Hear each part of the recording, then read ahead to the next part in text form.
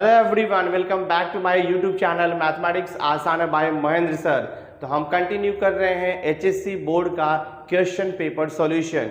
तो last video lecture तक मैंने आपको मार्च 2023, जुलाई 2023, उसके बाद फिर मैंने आपको मार्च 2022 एंड जुलाई 2022 ये 4 पेपर का मैंने आपको objective type section 1 and section 2 के जितने भी ऑब्जेक्टिव टाइप्स के क्वेश्चन थे +12 24 मार्क्स पूरा सॉल्यूशन मैंने आपको प्रोवाइड कर दिया था। तो आज की इस वीडियो लेक्चर में मैं आपको March 2023 section 1 question number 2 A B इसका सॉल्यूशन आपको प्रोवाइड करके देने वाला हूं। तो आज की इस वीडियो लेक्चर में मैं आपको मार्च 2023 का जो बोर्ड का क्वेश्चन पेपर है उसका मैं आपको क्वेश्चन नंबर 2 सेक्शन 1 का क्वेश्चन नंबर 2 ए बी जो कि 14 मार्क्स के लिए आता है। 3 मार्क्स के 2 क्वेश्चन और 4 मार्क्स के 2 क्वेश्चन, टोटल 14 मार्क्स का वेटेज रहता है। उसका सॉल्यूशन आज के इस वीडियो लेक्चर के थ्रू मैं आपको प्रोवाइड करने वाला हूं। तो चलो स्टार्ट करते हैं हम।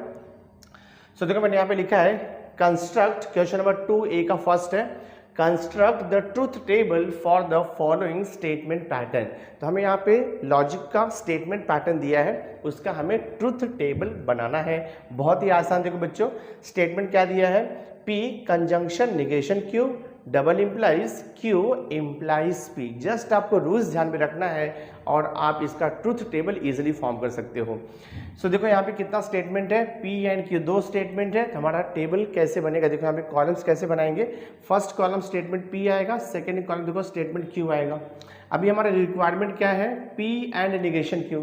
तो हमें निगेशन Q चाहिए, तो मैंने देखो एक निगेशन Q का एक कॉलम बना दिया। देन हमें चाहिए P एंड निगेशन Q। तो देखो मैंने P एंड निगेशन Q का यहाँ पर एक कॉलम बना दिया। उसके बाद हमारा रिक्वायरमेंट है Q इम्प्लाइज P, तो हमने यहाँ पे Q इम्प्लाइज P भी लिख दिया। और उसके बाद ये पूरा क्वेश्चन चाहिए, यानी कि इसका डबल इम्प्लीकेशन इसके साथ चाहिए, तो वो लास्ट कॉलम आपका रहता है। यानी कि जो भी पूरा स्टेटमेंट पैटर्न दिया रहेगा वो लास्ट कॉलम में आएगा। ठीक है, अब देखते हैं ट्रूथ टेबल फॉर्म कैसे होता है। स्टेटमेंट P एंड Q, जब 2 स्टेटमेंट रहेगा, रूल्स आपको पता है, 2 स्टेटमेंट में हम स्टेटमेंट P को 2 टाइम्स ट्रू लिखते हैं और 2 टाइम्स फॉल्स लिखते हैं, आपको मालूम है। स्टेटमेंट Q को हम ट्रू फॉल्स ऑल्टरनेट लिखेंगे, ये हो जाएगा देखो आपका ट्रू फॉल्स ऐसे ऑल्टरनेट आता है। उसके बाद आपको चाहिए निगेशन Q, तो निगेशन Q स्टेटमेंट Q का निगेशन लेंगे। ट्रू का निगेशन मालूम है फॉल्स होता है, फॉल्स का निगेशन ट्रू होता है, ट्रू का निगेशन फॉल्स होता है, फॉल्स का निगेशन ट्रू होता है। नेक्स्ट कॉलम है P एंड निगेशन Q, यानी कि P एंड निगेशन Q, इन दोनों में हमें क्या चाहिए, कंजंक्शन चाहिए। और कंजंक्शन का रूल क्या होता है, दोनों ट्रू रहेगा तो ट्रू, अदरवाइज फॉल्स। तो देख लो, दोनों ट्रू नहीं है तो फॉल्स, दोनों ट्रू है तो ट्रू, दोनों ट्रू नहीं है तो फॉल्स, दोनों ट्रू नहीं है तो फॉल्स। ये हो गया हमारा P conjunction negation Q। Next column है Q इम्प्लाइज P, आपको मालूम है T इम्प्लाइज F होगा, बाकी सब ट्रू होता है, ध्यान में रखना है। तो आपको लिखना है Q इम्प्लाइज P, यानी कि ये Q implies P, T implies T, देखो यहाँ पर T आएगा, F इम्प्लाइज T आएगा, T implies F, always F आता है, बाकी सब ट्रू है। F इम्प्लाइज F, ये भी देखो आपका ट्रू आएगा। तो हमें Q इम्प्लाइज P मिल गया यहाँ से। नेक्स्ट लास्ट कॉलम में देखो यहाँ पे P conjunction negation Q double implies Q implies P। तो ये जो हमने कॉलम निकाला है 4th कॉलम और ये जो 5th कॉलम है, इन दोनों का हमें क्या करना है, देखो डबल इम्प्लीकेशन है। तो आपको डबल इम्प्लीकेशन का रूल पता होना चाहिए। डबल इम्प्लीकेशन में क्या करना है, अगर दोनों भी स्टेटमेंट का ट्रुथ वैल्यू सेम रहेगा, यानी कि दोनों TT रहेगा या फिर दोनों FF रहेगा, तो वो ट्रू आएगा, अदरवाइज हम फॉल्स लिखेंगे। तो देखो यहाँ पे दोनों भी स्टेटमेंट अलग अलग है, F और T है तो ये फॉल्स आएगा। दोनों देखो सेम है तो यहाँ पे ट्रू आएगा, ये दोनों सेम है तो ट्रू आएगा, दोनों डिफरेंट है तो फॉल्स आएगा। तो ये हमारा फाइनल आंसर है। So this truth table represents the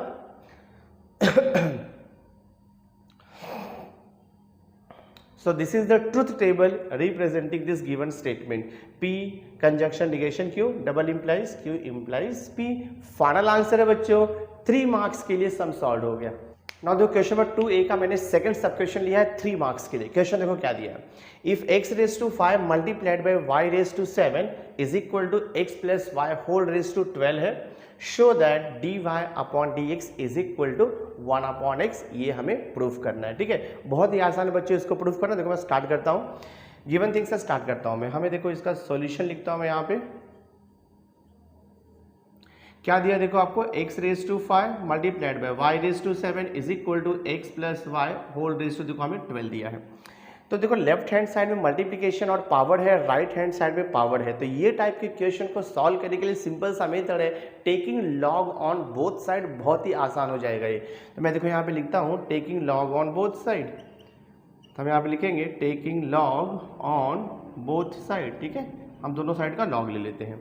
ये हो जाएगा आपका log of x raise to 5 multiplied by y raise to 7 is equal to, ये हो जाएगा आपका log of x plus y whole raise to 12 हो जाएगा। लॉग लेने के बाद हम लॉग का रूल अप्लाई करेंगे। मल्टीप्लिकेशन रहेगा तो वो प्लस में कन्वर्ट हो जाता है, सब आपको पता ही है। Log x raise to 5 plus देखो ये हो जाएगा log y raise to 7 is equal to 12 power में है, लॉग के पहले आकर के मल्टीप्लाइड हो जाता है। ये लॉगरिथम का प्रॉपर्टी या उसे हम बोल सकते हैं लॉ है या रूल है। यहाँ पर देखो पावर है तो लॉग के पहले आकर के मल्टीप्लाइड हो जाएगा। यहाँ पर भी देखो पावर है तो लॉग के पहले आकर के मल्टीप्लाइड हो जाएगा। और ये देखो है 12 multiplied by log of x plus y as it is रहेगा। सिंप्लीफिकेशन हो गया है। लॉगरिथम यूज करके हम क्या करेंगे, ईच टर्म को डिफरेंशिएट कर देंगे विथ रेस्पेक्ट टू x, क्योंकि हमें चाहिए dy अपॉन dx।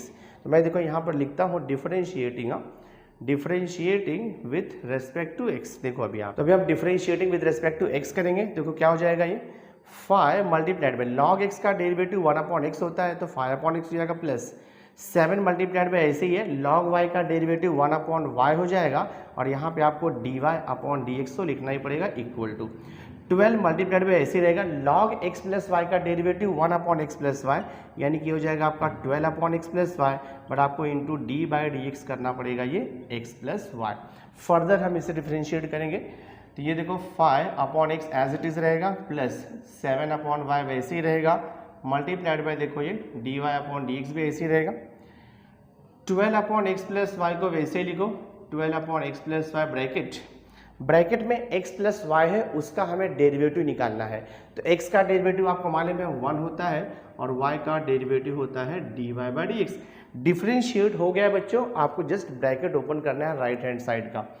तो ये देखो आपका हो जाएगा 5 upon x plus 7 upon y into d y upon d x. 12 upon x plus y से ब्रैकेट ओपन करोगे तो 12 अपॉन एक्स प्लस वाई से पहले 1 को मल्टीप्लाई करोगे, फिर 12 अपॉन एक्स प्लस वाई से d y by d x को मल्टीप्लाई करोगे, तो ये हो जाएगा आपका 12 upon x plus y into 1 plus ये हो जाएगा देखो आपका 12 upon x plus y into d y upon d x. Just हमने ब्रैकेट को ओपन किया है 12 अपॉन एक्स प्लस वाई से। अब LHS में भी dy बाई डी एक्स का टर्म है, RHS में भी dy बाई डी एक्स का टर्म है, तो एक साथ लेके हम उसे कॉमन ले लेंगे। तो मैं देखो क्या करता हूँ, ये जो सेकेंड टर्म है 7 upon y into d y by d x, ठीक है। और जो लास्ट का टर्म राइट हैंड साइड में उसे हम यहाँ पर शिफ्ट करेंगे तो प्लस है तो माइनस हो जाएगा। 12 upon x plus y into देखो यहाँ पे d y by d x is equal to के बाद क्या बच रहा है देखो 12 अपॉन एक्स प्लस वाई बच रहा है, और ये प्लस 5 अपॉन एक्स वहाँ पे जाएगा तो देखो आपका माइनस 5 अपॉन एक्स हो जाएगा। ये सिंप्लीफाई कर दो, देखो ये फर्स्ट टू टर्म में d y by d x common है तो मैं d y upon d x common लेता हूँ। देखो ब्रैकेट में क्या बचेगा आपका, यहाँ बच रहा है आपका 7 अपॉन वाई माइनस यहाँ बच रहा है 12 upon x plus y is equal to, इसे मैं ऐसे ही लिखता हूँ 12 upon x plus y minus देखो ये 5 अपॉन एक्स। अब जस्ट आप ब्रैकेट को क्रॉस मल्टीप्लाई कर दो, सिंप्लीफाई कर दो, प्रूफ मिल जाएगा आपको। तो d y upon d x multiplication में है वैसे ही लिखते जाओ और देखो ब्रैकेट में क्रॉस मल्टीप्लाई करो।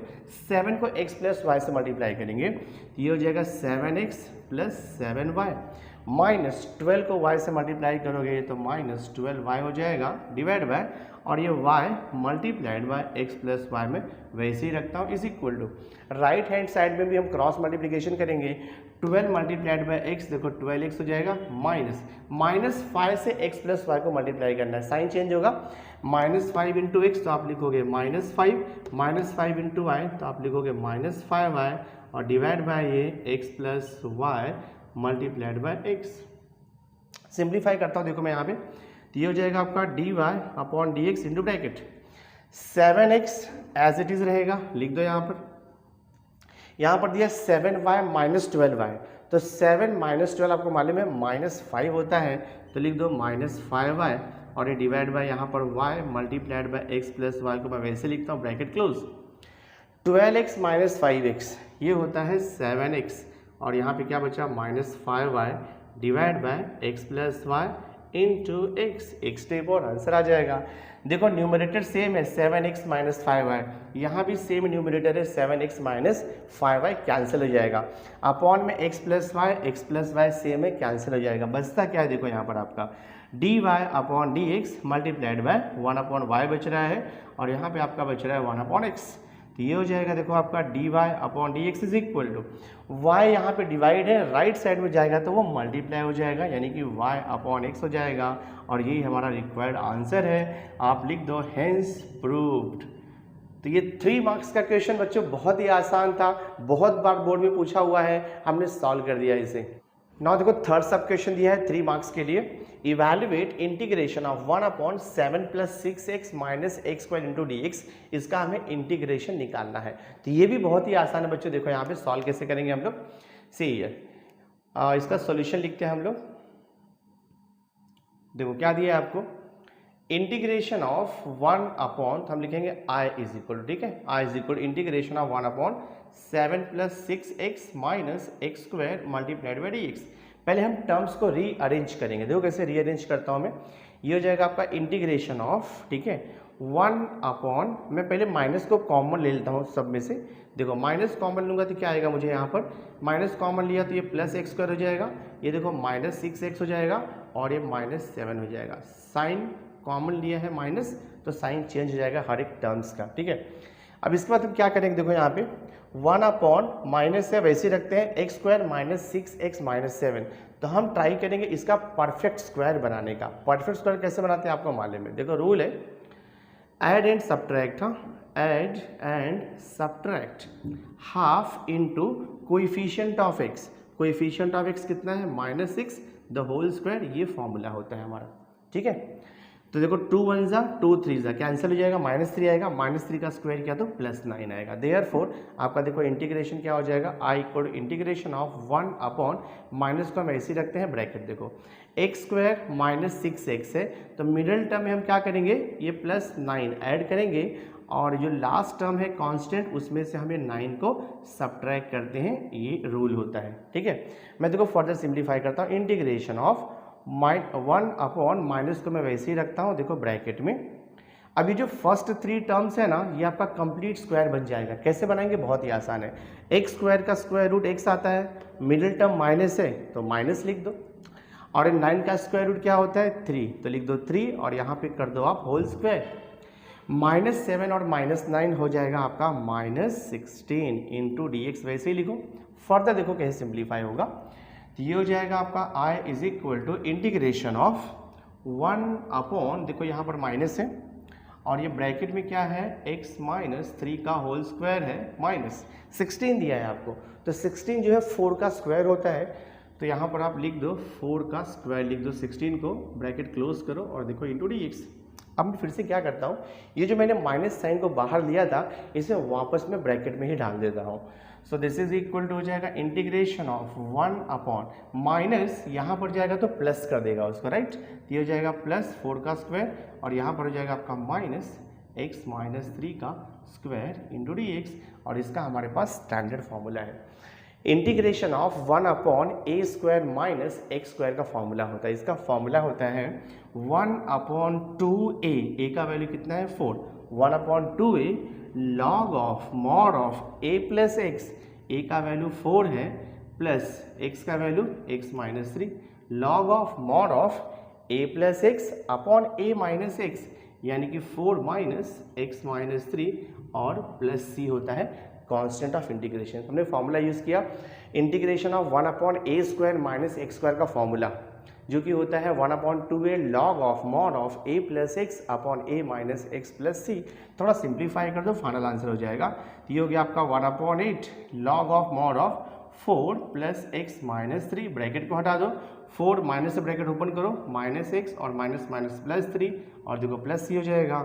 सो this is equal to 1/8 into log of mod of 4 minus 3 आपको पता है 1 होता है, ये 1 प्लस एक्स आगे डिवाइड बाय 4 प्लस 3 होता है 7 माइनस एक्स प्लस सी, और यही देखो हमारा फाइनल यानी कि रिक्वायर्ड आंसर है 3 मार्क्स के लिए। सम सॉल्व हो गया। Now see the question number 2b का 4 मार्क का क्वेश्चन है। 3 क्वेश्चन दिया रहेगा आपको बोर्ड एग्जाम में और आपको इसमें सॉल्व करना रहेगा any 2, each question carries 4 marks, आपको टोटल मिल जाएंगे 8 मार्क्स। सो देखो यहाँ पे दिया है solve the following equation by the reduction method. 3/3 का मैट्रिक्स यहाँ पे बनाना पड़ेगा आपको, क्योंकि यहाँ पे 3 इक्वेशन है और 3 अननोन है x, y एंड z। ठीक है, तो इसको रिडक्शन मेथड से सॉल्व करने के लिए सबसे पहले हमें इसे मैट्रिक्स फॉर्म में कन्वर्ट करना होगा। तो हमें सबसे पहले लिखना होगा मैट्रिक्स ए। मैट्रिक्स ए जो होता है वो कोएफिशिएंट मैट्रिक्स होता है x का। फर्स्ट कॉलम आता है x का कोएफिशिएंट जो कि है 1 2 3, तो लिख दो 1 2 3। सेकेंड कॉलम y का कोएफिशिएंट होता है 2 3 एंड -1, तो लिख दो 2 3 और ये -1। थर्ड कॉलम होता है z का कोएफिशिएंट जो कि है 1 -1 -2, तो राइट 1 -1 एंड -2। ये हो गया आपका मैट्रिक्स ए। ठीक है, अब इसके बाद हम लिखते हैं मैट्रिक्स एक्स। मैट्रिक्स एक्स होता है column matrix of unknown variable जो हमें फाइंड आउट करना है एक्स वाई जेड। उसके बाद आता है आपका मैट्रिक्स बी आता है। ठीक है, मैट्रिक्स बी। मैट्रिक्स बी होता है राइट हैंड साइड का जो कांस्टेंट है 8 11 एंड 5। देखो यहाँ पे 8 11 5 दिस ये रहता है। अब इतना होने के बाद हम पे लिखेंगे therefore above equation can be written in matrix form. Above equation can be written in matrix form as follows. ठीक है, अब इसको हम मैट्रिक्स के फॉर्म में लिखेंगे। देखो मैट्रिक्स फॉर्म कैसे लिखोगे, हम ऐसे लिखते हैं actually ax is equal to b, ये फॉर्मेट में हम लिखते हैं। तो a के प्लेस पे आप लिखोगे मैट्रिक्स a क्या है, देखो यहाँ पर 1 2 3 और यहाँ पे 2 3 -1 है और ये देखो 1 -1 -2 है। ये हो गया मैट्रिक्स a। x क्या रहेगा आपका, x y एंड देखो z रहेगा and then is equal to b तो है यहाँ पर 8 11 एंड देखो 5 दिया। ठीक है, अब इसे हमें रिडक्शन मेथड से सॉल्व करना है। रिडक्शन मेथड का मीनिंग होता है कि एलिमेंट्री रो ट्रांसफॉर्मेशन यूज करके मैट्रिक्स ए को हम कन्वर्ट करेंगे आइदर अपर ट्रायंगुलर या तो फिर लोअर ट्रायंगुलर। अपर ट्रायंगुलर के मीनिंग होता है कि ये जो डायगोनल एलिमेंट है 1 3 -2 उसके बिलो जो 3 एलिमेंट है उसको 0 करना है, या तो फिर डायगोनल के ऊपर 1 2 3 एलिमेंट्स को आप 0 कर दो तो भी चलेगा। एंड सेम चेंजेस जो है राइट हैंड साइड के मैट्रिक्स में भी आता है। जो चेंजेस हम लेफ्ट साइड में करेंगे वैसे ही सिमिलर चेंजेस हमें राइट साइड के मैट्रिक्स में रो और कॉलम में करना होता है। ठीक है, तो अब सिंपली हम यहाँ पे एलिमेंट्री रो ट्रांसफॉर्मेशन यूज करेंगे। देखो बहुत ही आसान है, यहाँ पे 1 है तो 1 है तो 1 को यूज करके इसको 0 करना बहुत ही ईजी है और इसे भी 0 करना बहुत ही आसान है। तो ये 1 को यूज करके हम यहाँ पर 0 करेंगे by using elementary row transformation. तो सेकेंड रो में देखो हमें यहाँ पे 0 करना है, राइट। तो हम यहाँ पर लिखेंगे, देखो ट्रांसफॉर्मेशन क्या लिखेंगे, R2 changes to R2 minus, R2 changes to R2 minus, यहाँ पे 2 है ना तो 2 टाइम्स R1 लिखोगे आप। ठीक है, जो भी वैल्यू रहेगा उतना टाइम्स रहेगा, ये 2 टाइम्स R1। तो देखो आपका चेंजेस क्या हो जाएगा, अभी हम चेंजेस करते हैं। फर्स्ट रो वैसे ही कॉपी करना है आपको 1 2 1। ठीक है, सेकंड रो में चेंजेस होगा। R2 देखो 2 दिया है तो 2 - 2 टाइम्स 1 तो ये देखो आपका हो जाएगा 0। R3 कितना है, 3 यहाँ पे दिया है तो 3 - 2 टाइम्स 2 तो 3 - 2 टाइम्स 2 मतलब 4। 3 - 4 कितना हो जाएगा, 3 - 4 -1 आएगा। मैं देखो ओरली कर रहा हूँ, आप रफ पे कर सकते हो इसे। फिर देखो यहाँ पे R2 कितना है, -1 -2 टाइम्स 1 तो -1 -2 कितना हो जाएगा आपका, देखो ये -3 हो जाएगा। सेकेंड रो चेंज हो गया। थर्ड रो को वैसे ही कॉपी कर लो आप, ये 3 है -1 है और यहाँ पर देखो -2 दिया है, इसे हम ऐसे ही कॉपी करते हैं। और ये x y z में कोई चेंजेस नहीं होगा, x y z को आपको वैसे ही लिखना है। राइट हैंड साइड का मैट्रिक्स चेंज होगा। सेकेंड रो हमने चेंज किया ना तो सेकेंड रो चेंज होगा। फर्स्ट रो कितना दिया है 8, वो वैसे ही रहेगा। देखो आपका सेकेंड रो चेंज होगा। सेकेंड रो 11 है तो 11 - 2 टाइम्स 8 तो 11 माइनस 2 टाइम्स 8 करोगे तो 16 हो जाएगा। 11 माइनस 16 करोगे तो आपको मिलेगा -5 मिल जाएगा। तो आप यहाँ पर लिख दो -5 और ये जो 5 है वो वैसे ही आप कॉपी कर दो दिस में। ये वैसे चेंजेस हो गया आपका, राइट। अब ये 0 हो गया। नेक्स्ट हमें चेंजेस करना है, इसको 0 करना होता है। तो बहुत ही आसान, ये भी सेम वे हम यहाँ पर लिखते हैं R3 changes to R3 minus ये 3 है ना, तो 3 टाइम्स R1 यानी कि फर्स्ट रो करना होगा हमें। अब देखो चेंजेस करके क्या आता है हमारा यहाँ पे, ठीक है। इसमें फर्स्ट रो वैसे कॉपी कर लो 1 2 1, सेकेंड रो भी कॉपी कर लो 0 -1 -3, थर्ड रो में चेंजेस है तो 3 -3 टाइम्स 1 तो 0 हो जाएगा, ठीक है। अब यहाँ पर देखो R3 कितना यहाँ पर है -1 -3 टाइम्स R3 यहाँ पे -1 है तो -1 -3 टाइम्स R1 कितना है देखो इसका 2 है, ये सॉल्व कर दो। -3 मल्टीप्लाइड बाई 2 -6 और -1 कितना हो जाएगा -7, तो यहाँ पे आपको लिखना होगा -7। एग्जैक्टली सेम वे ये एलिमेंट चेंज करो। R3 कितना दिया है -2 तो लिखो -2 -3 टाइम्स R1 कितना है, R1 देखो आपको दिया है 1 तो कितना हो जाएगा -3 -2 -5 हो जाएगा। तो राइट हियर -5 और ये x y z आपको एज इट इज कॉपी करना है और राइट हैंड साइड में भी देखो आपको चेंज करना है। थर्ड रो में first row 8, second row -5 as it is रहेगा। R3 देखो यहाँ पर 5 दिया है तो ये हो जाएगा 5 -3 टाइम्स, ठीक है। R1 कितना दिया है देखो आपको 8 दिया है तो 5 -3 टाइम्स 8। तो पहले आप करो 3 8 24 -24 प्लस 5 है -24 और +5 किया तो कितना आ जाएगा 24 -5 करने को तो 19 आता है बट माइनस में आएगा तो आप लिखोगे यहाँ पर -19। एक लास्ट आपको अप्लाई करना है यहाँ पे ट्रांसफॉर्मेशन, इसको हमें 0 करना है। तो इसको 0 करने के लिए हमें ये यूज़ करना पड़ेगा, ये जो एलिमेंट है ना a22 -1 उसे हमें यूज़ करना पड़ेगा क्योंकि हम इसको यूज़ नहीं कर सकते, नहीं तो ये भी चेंज हो जाएगा आपका, ठीक है। सो हम थर्ड रो को चेंज करेंगे। देखो R3 चेंजेस टू R3 कितना है -7 है। R3 चेंजेस टू R3 हमें क्या करना होगा माइनस करना होगा -7 टाइम्स R1 करना होगा, सॉरी R2 करना होगा 7 टाइम्स R2। देखो ऐसा क्यों किया मैंने, R3 कितना है -7 तो -7 और ये देखो माइनस माइनस क्या हो जाएगा प्लस और R2 1 है तो -7 और +7 क्या हो जाएगा 0 और वही हमें चाहिए यहाँ पर 0। तो ट्रांसफॉर्मेशन अप्लाई कर दो। देखो यहाँ पर आप फर्स्ट रो आपका वैसे ही रहेगा 1 2 1 और यहाँ पर क्या हो जाएगा देखो सेकंड रो भी वैसे ही रहेगा 0 -1 -3। थर्ड रो सिर्फ चेंज हो रहा है आपका, ठीक है। ये तो 0 वैसे ही रहेगा, ये तो 0 मैंने बताया आपको। देखो यहाँ पे R3 कितना है -5 है, मैं यहाँ पे लिखता हूँ -5 -7 टाइम्स -5 7 टाइम्स R2 कितना है देखो यहाँ पर -3 है, कितना आएगा माइनस माइनस प्लस हो जाएगा 7 3 21, ठीक है ना। तो ये +21 -5 है तो 21 -5 करो कितना आएगा 21 -5 का तो आपको मिल जाएगा 16। तो यहाँ पर आप लिख दो 16 दिस में 21 -5 तो हमें कितना मिल जाएगा 16।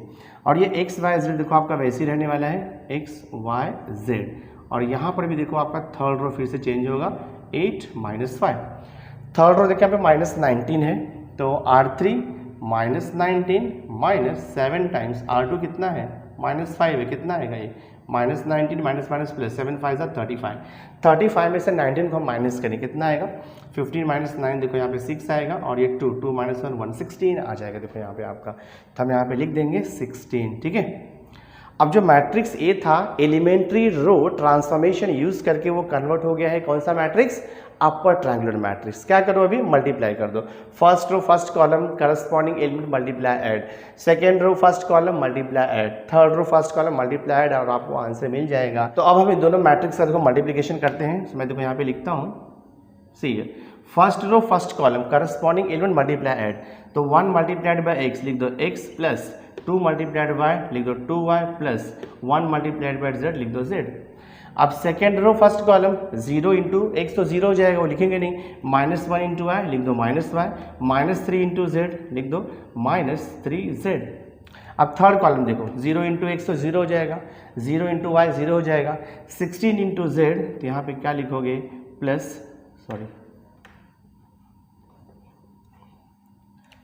अभी देखो थर्ड कॉलम फर्स्ट रो है, तो 0 into x 0, 0 into y 0, 16 into z कितना हो जाएगा, ये 16z हो जाएगा। और देखो इक्वल टू क्या है यहाँ पर 8 माइनस 5 और देखो ये 16। ठीक है, अब हमें यहाँ से इक्वेशन बनेगा। देखो फर्स्ट इक्वेशन क्या बनेगा आपका, इक्वेशन बनेगा x plus y x plus 2y plus z is equal 8 बनेगा। ये देखो आपका फर्स्ट इक्वेशन। सेकेंड इक्वेशन क्या बनेगा, minus y minus 3z is equal to बनेगा -5। ये देखो सेकेंड इक्वेशन हो गया आपका, राइट। और फिर यहाँ पर देखो थर्ड इक्वेशन आपका बनेगा 16z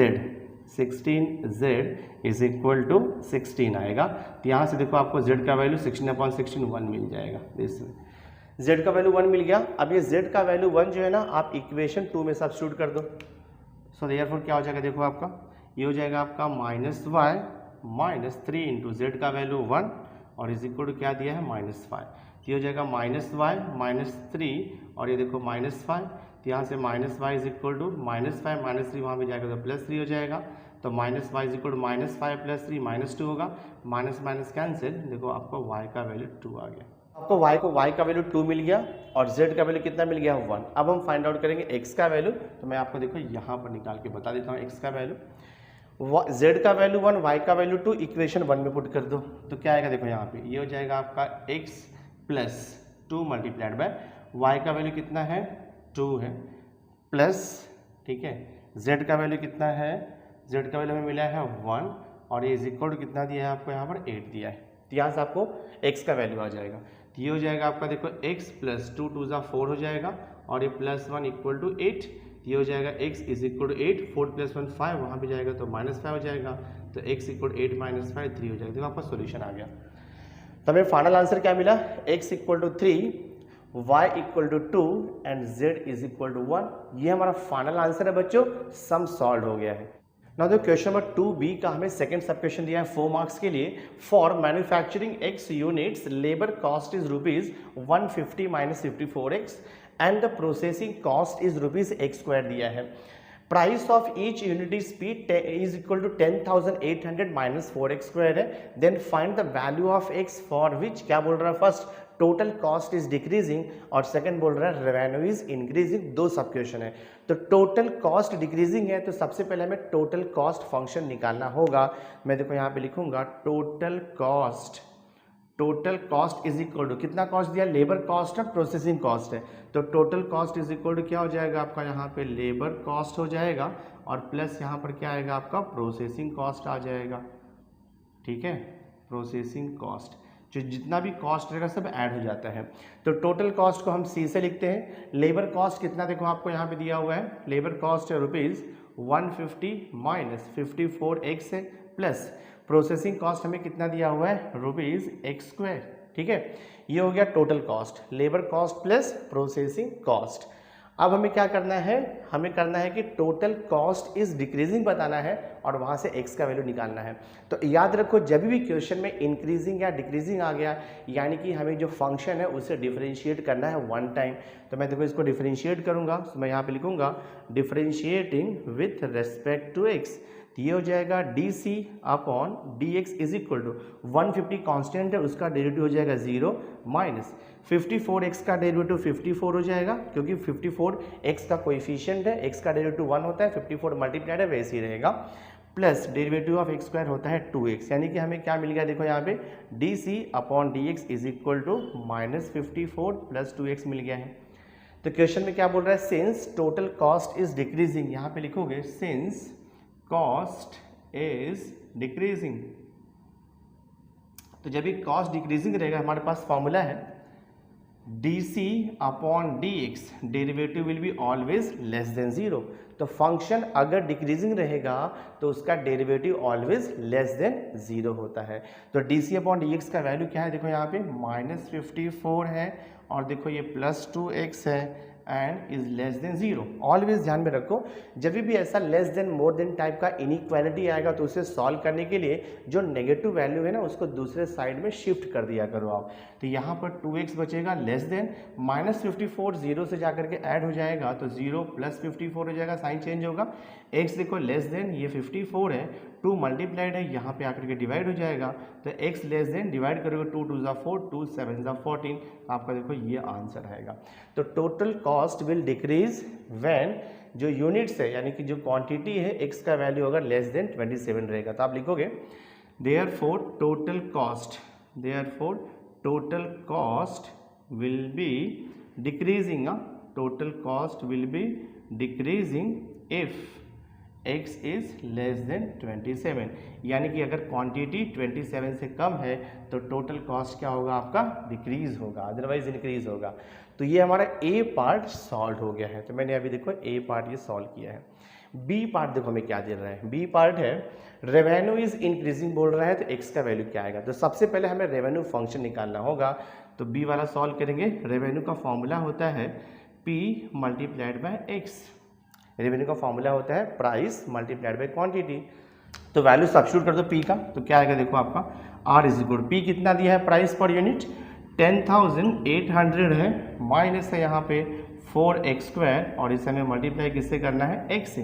ब्रैकेट ओपन कर दो, आपको टोटल रेवेन्यू फंक्शन मिल जाएगा 10,800 इंटू एक्स, तो आप लिखोगे 10,800x minus 4x² multiplied by x, तो आप लिखोगे 4x³ लिखोगे यहाँ पे, ठीक है। ये हो गया आपका टोटल रेवेन्यू फंक्शन। अब क्वेश्चन में बोला है कि रेवेन्यू इज इंक्रीजिंग है, यानी कि इसको डिफरेंशिएट करेंगे हम लोग, तो आप यहाँ पे लिखोगे differentiating with respect to x, differentiating with respect to x. तो मैं देखो यहाँ पे लिखता हूँ डिफरेंशिएट करके, तो ये हो जाएगा dr upon dx is equal to 10,800 multiplied by x, तो 10,800 कोएफिशिएंट x का वो एज इट इज रहेगा और x का डेरिवेटिव 1 होता है, यानी कि 10,800 x का डेरिवेटिव आएगा 10,800, तो राइट हियर 10,800। फिर देखो माइनस है यहाँ पे 4 मल्टीप्लाइड बाय x³ है, तो 4 तो वैसे ही रहेगा, और x³ का डेरिवेटिव आपको मालूम है x रेज़ टू n का formula nx raise to n minus 1, तो x³ का डेरिवेटिव आएगा 3x², तो आप यहाँ पे लिखोगे 4 मल्टीप्लाइड बाय 3x², देखते क्या आता है। So this is dr upon dx is equal to 10,800 minus 4 चीज़ा कितना हो जाएगा 12x² हो जाएगा ये।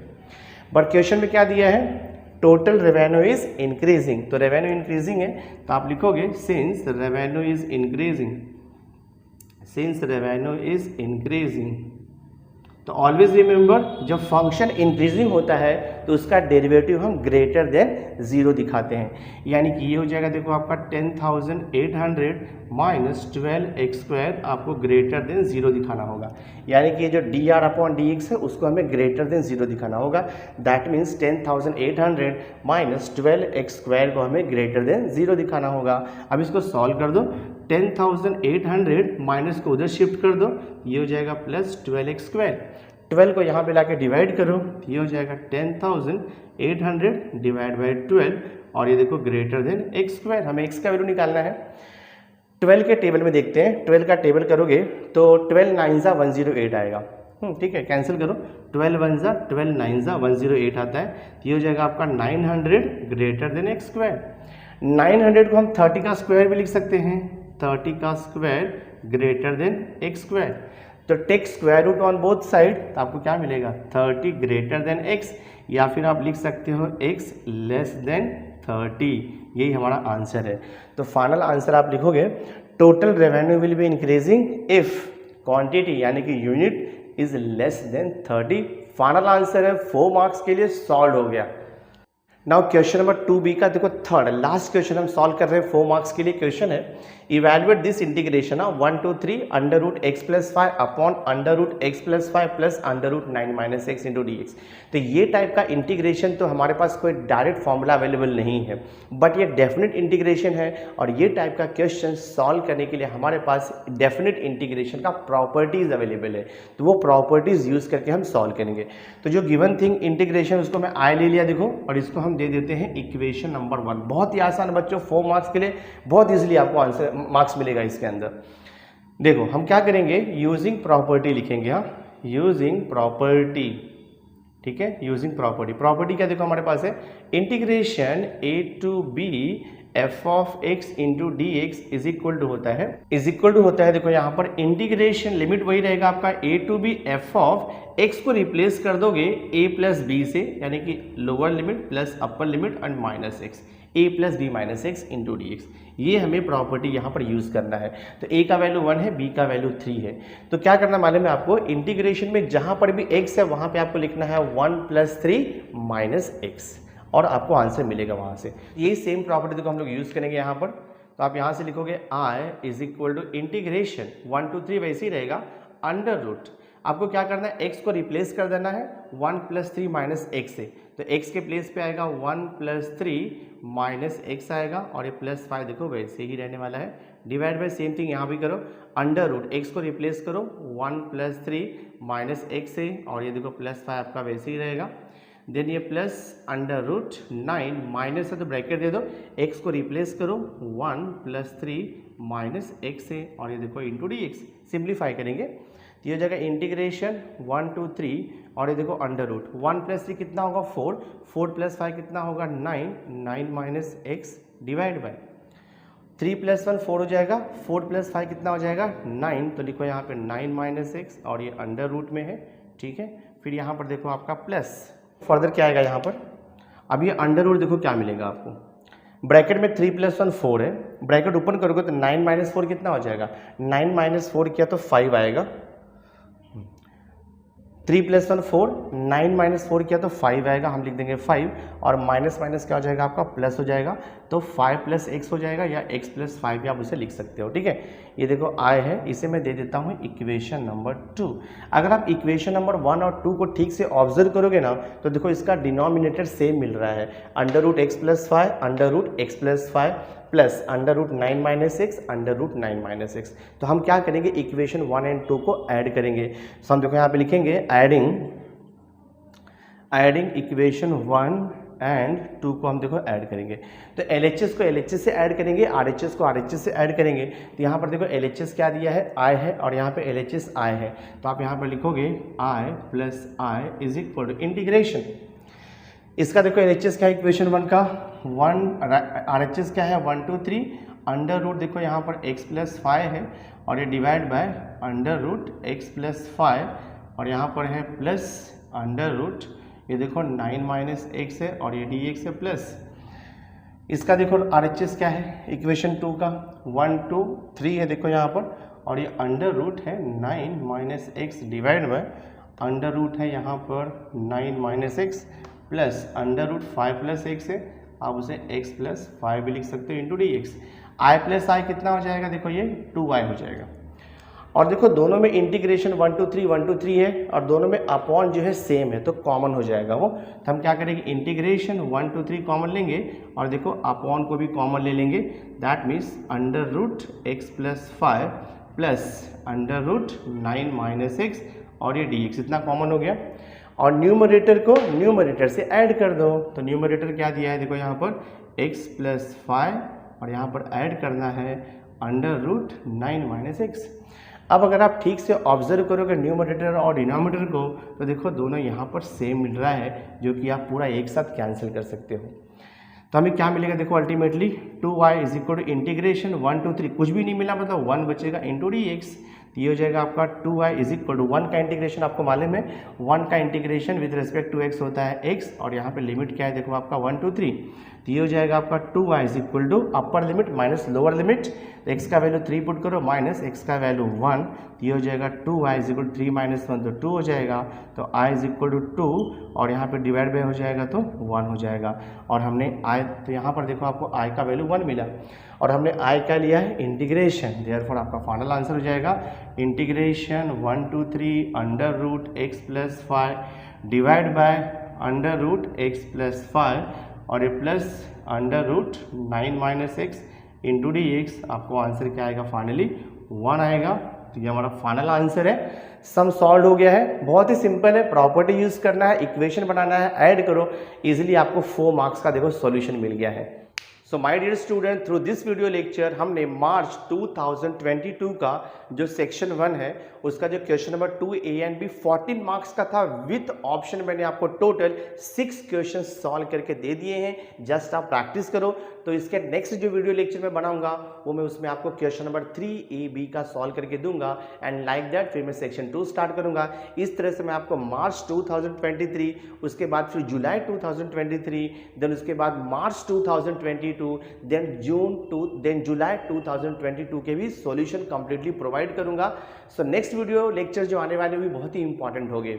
So thanks for being with me, मिलते हैं नेक्स्ट लेक्चर में।